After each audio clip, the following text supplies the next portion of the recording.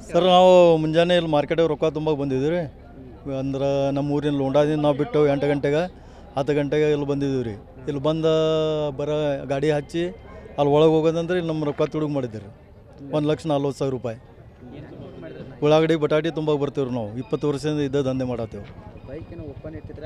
ಇಲ್ಲ bike lock ಇತ್ತು. Bike ಅವ್ರ ಕಡೆ ಚಾವಿ ಇದ್ದೇ ಇರ್ತೈತಲ್ಲ ರೀ. ಯಾವುದಾದ್ರೆ ಅದು ಚಾವಿ ತೆಗ್ದು ತೊಯ್ದಾರ ಅವ್ರು.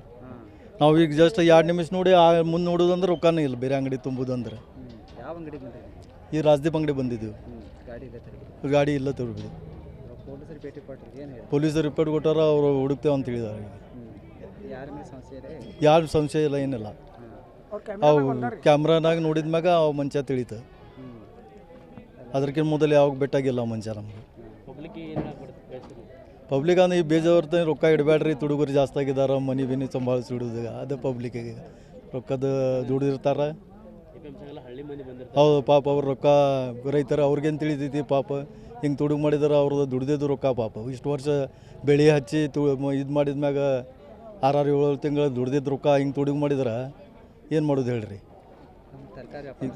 ತರಕಾರಿ ವ್ಯಾಪಾರಸ್ಥರು ನಾವು ಇಲ್ಲಿಂದ ತುಂಬ್ತೇವೆ ಅಲ್ಲಿ ಲೋಂಡಾಗ.